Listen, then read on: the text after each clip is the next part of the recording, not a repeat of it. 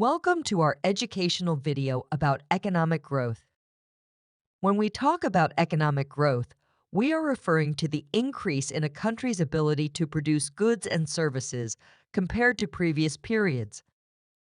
Economists, statisticians, and researchers express economic growth, or GDP growth, in percentage terms rather than fractions. In other words, instead of saying, the economy grew by 1/20th, they say, the economy grew by 5%.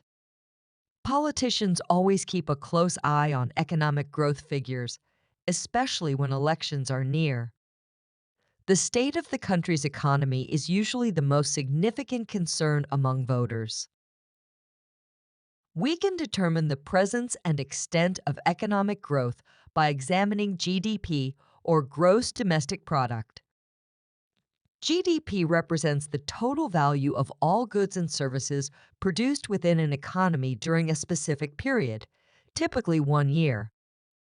Through GDP measurement, economists can assess whether a country's economy is flourishing or faltering. Economic growth occurs when GDP exceeds its previous measurement from a specific point in the past. If GDP shows no growth for 6 months or 2 consecutive quarters, the economy is officially in a recession. Nominal economic growth measures the raw increase in a country's GDP without accounting for inflation or deflation, potentially exaggerating perceived growth. In contrast, real economic growth adjusts GDP for price changes, providing a more accurate view of actual increases in goods and services. Essentially, real growth reflects genuine economic performance, while nominal growth may be skewed by market price shifts.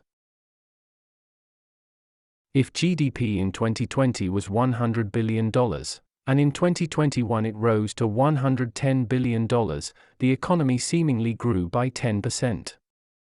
This represents a nominal economic growth of 10%. However, to determine real economic growth, we need to adjust for inflation, that is, price rises, for that year. If prices also rose by 10% in 2021, then, in real terms, GDP remained unchanged. Therefore, real economic growth from 2020 to 2021 was zero. If you also want to factor in population growth or decline, a better guide to the average citizen's wealth is to calculate GDP per capita. GDP per capita, also known as per capita income, is the GDP divided by the country's population. If the GDP is $1 billion and the country has a population of 10 million, GDP per capita is calculated as 1 billion divided by 10 million, which equals $10,000. Therefore, the GDP per capita is $10,000. One thing all the advanced economies today have in common is a history of long-term economic growth. Even if the annual growth is small, what matters is that it happens consistently and over a long time. Between the years 1830 and 2008, the British economy grew by an average of 1.97% annually.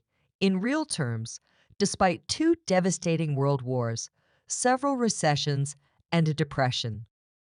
If you look at the economic histories of Western European nations, Australia, New Zealand, Japan, and North America, you will see a similar pattern. After World War II, both Japan and Germany showcased unprecedented economic growth. Japan's and Germany's economic miracles propelled war-devastated landscapes into engines of global industry. Their economic growth surged due to comprehensive reforms, technological progress, and substantial foreign assistance, notably the U.S. Marshall Plan. Economic growth in China, from 1979 to 2010, averaged 9.91% each year. In 1984, GDP expanded by an impressive 15.2%.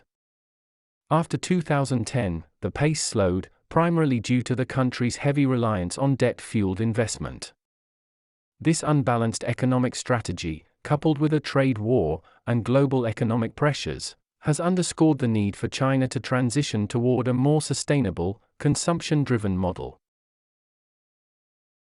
Economic growth is influenced by a number of factors, including the development of human capital, the stability and efficiency of political institutions, and the emergence of innovative entrepreneurs and products. Additionally, structural changes in the economy, such as industrial diversification and technological advancements, play crucial roles in fueling GDP growth.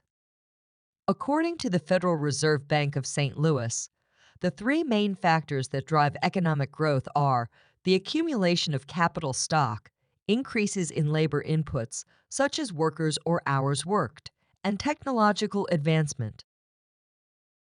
Wealth and income inequality have increased in the United States, the United Kingdom, and most advanced economies over the past few decades. Since the year 2010, despite healthy U.S. economic growth, household incomes have seen only modest growth, according to a study by the Pew Research Center. The authors of the study stated economic inequality, whether measured through the gaps in income or wealth between richer and poorer households, continues to widen. What will the main drivers of economic growth be in the future? The technological change that is currently reshaping growth is likely to intensify as advanced robotics, AI, and cyber-physical systems push the digital revolution to the next level. Zia Qureshi states the following in an article published by the Brookings Institution. We may be on the cusp of what has been termed the Fourth Industrial Revolution, or 4IR.